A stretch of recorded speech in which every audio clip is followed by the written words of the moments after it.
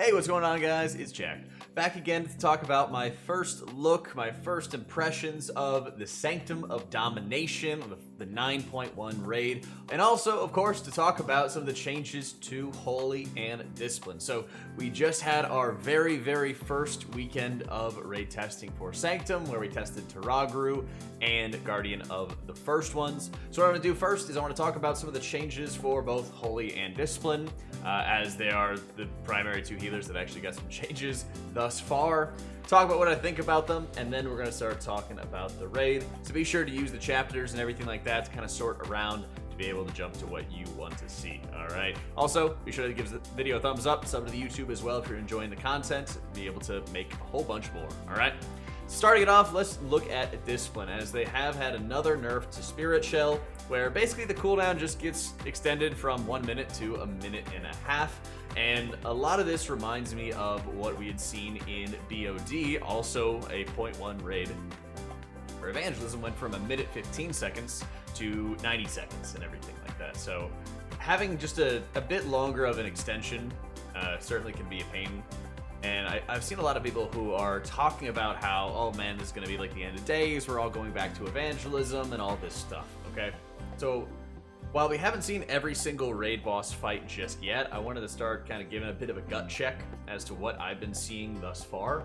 For one, the Sludge Fist patchwork type encounter is called Guardian of the First Ones, and it literally has a 90-second timer on its big AoE raid-wide damage, which lends itself, yes, to Spirit Shell being very good. But even if other encounters don't actually have that sort of cooldown timer sort of aligned with Spirit Shell, I think that Spirit Shell is still going to have a lot of value to it. For one, being able to have those extra absorb effects will allow you to not have to use something like Devo or Barrier at the same time, because you already have shields propping up and creating more effective health. The other side of it is that Disc and its atonements are a lot burstier in this expansion than they were in Battle for Azeroth, okay?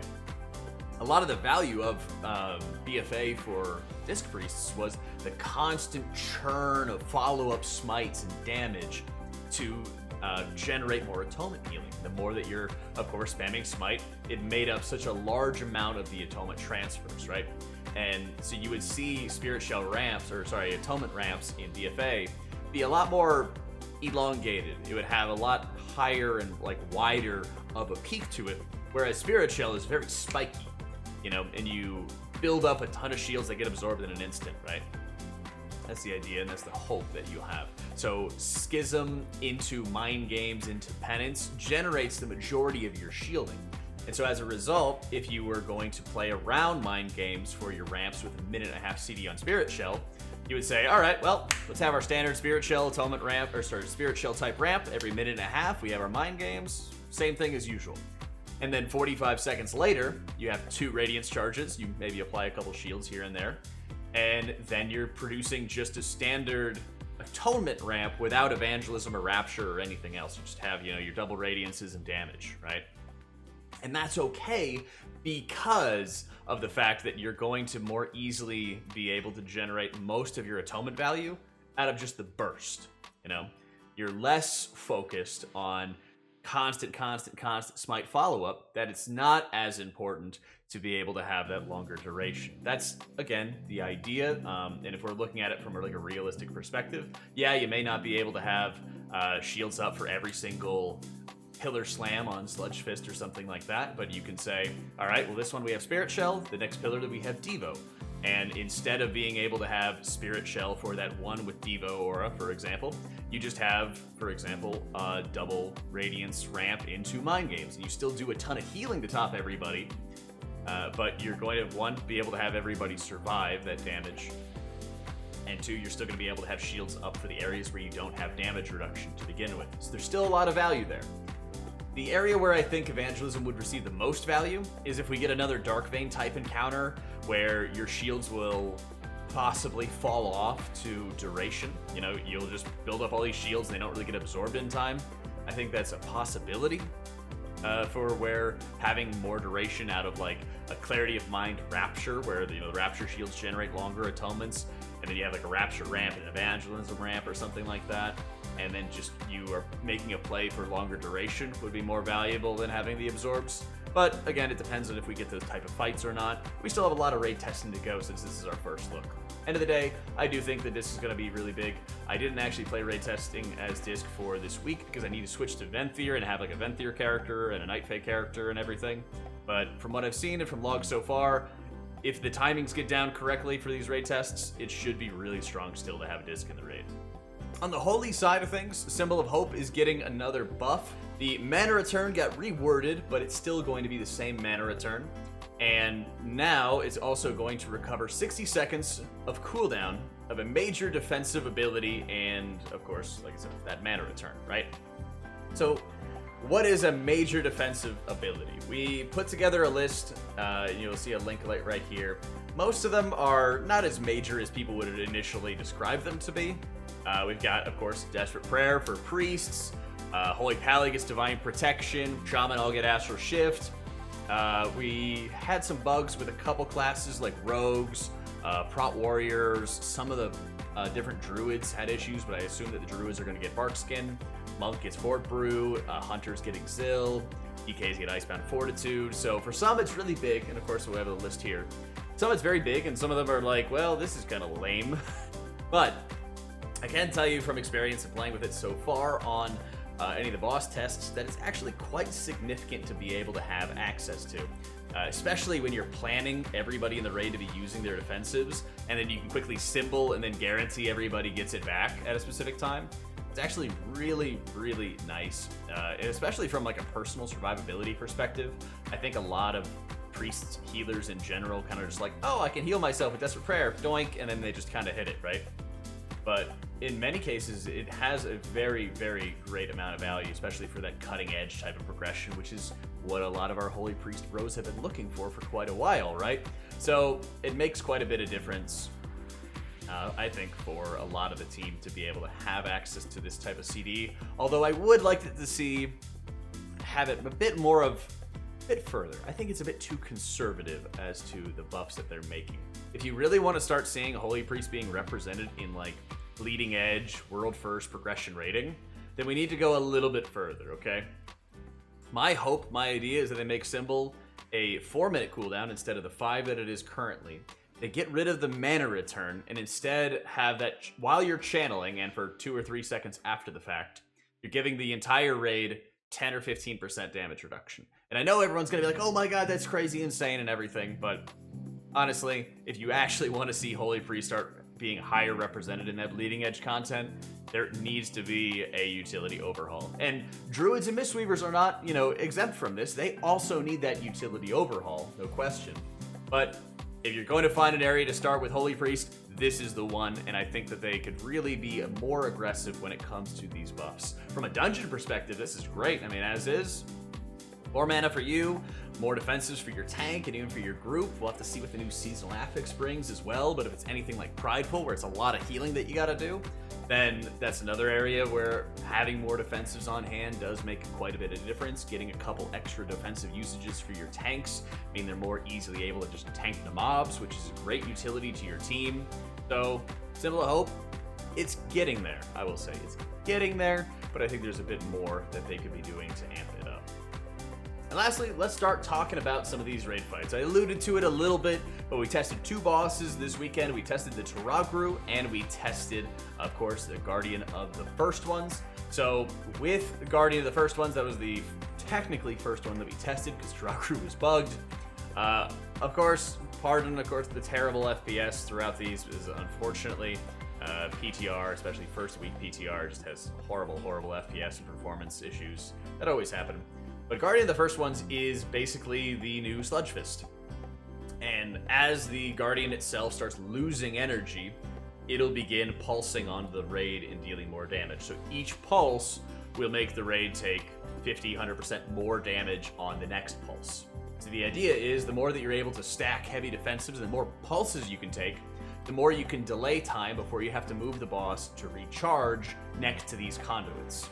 And as you are charging them up and as you have those conduits recharging, you need to stand in them as he soaks up all the energy, as he AoEs the rest of the raid itself. Then once he soaks up the conduit melts down, you need to run away from it, and it explodes. Otherwise, you just kind of have this beam running around the room that's going to silence people if you get hit by it. No real big deal, just watch out for it. It's a very basic fight as a sort of sludge fist, hardened rage, patchwork type encounter, but it's pretty fun. And I like a lot how, you know, hey, you dodge the frontal, you do your basic mechanics, and if they tune it correctly, which they really did with Sludge Fist, this could be like a super fun and very challenging encounter to heal and to DPS and everything. So, pretty hyped for it going forward. We'll see what kind of mythic mechanics as well that'll be offered. The Tarragrue is the first technical boss in the raid, and basically what you have to do is there's these 4 golems that are trash mobs that are around the Tarragrue's room. And for each one of them that you kill, you get some anima powers, just like you'd get out of Torghast.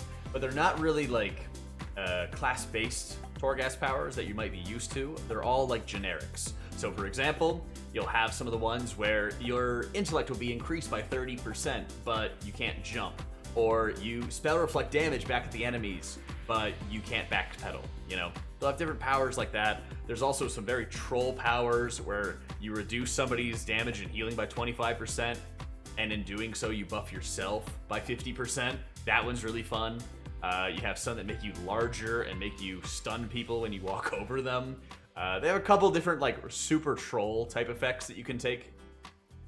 But in general, most of them are pretty beneficial that you'll pretty much be able to steamroll a boss if you get them, okay? We tried doing it, of course, with all these different buffs. Let me say first and foremost, the boss, big mechanics you gotta watch out for is there's gonna be a chains that gets inflicted to one target, and then after like 5 or 6 seconds, a set of chains will fly from the boss to the player, and if nobody stands in between them, it like stuns them, grabs them, kills them, in that order. As long as you have somebody in the way who can you know, just AMS and Icebound Fortitude to absorb the stun. We also bopped the players, and that helped out a lot.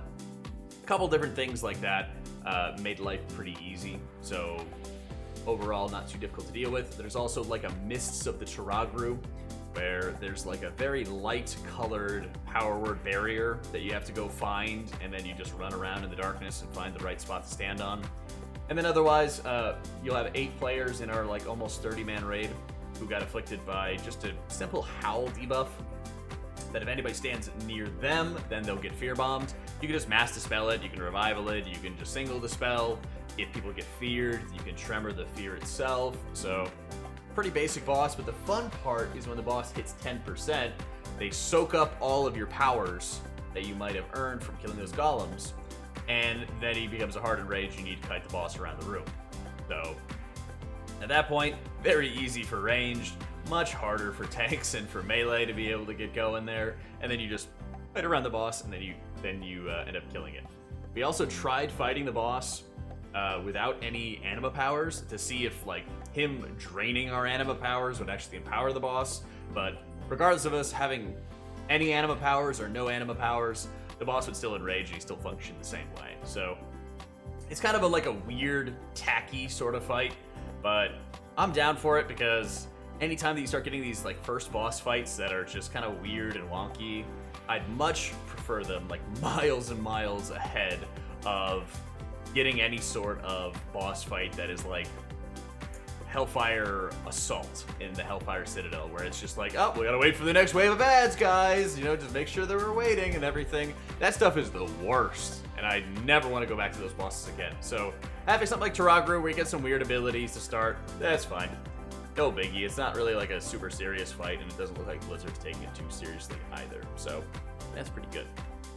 Overall, 2 bosses in for the raid. Seems to be pretty good, and I like that they're getting us the patchwork sludge fist type encounter in early to test as well, because if that is tuned extremely well, then that is going to be amazing for the race to world first. That's one of the biggest things, is if there's going to be walls, they need to be like killable walls, but still very, very big challenges.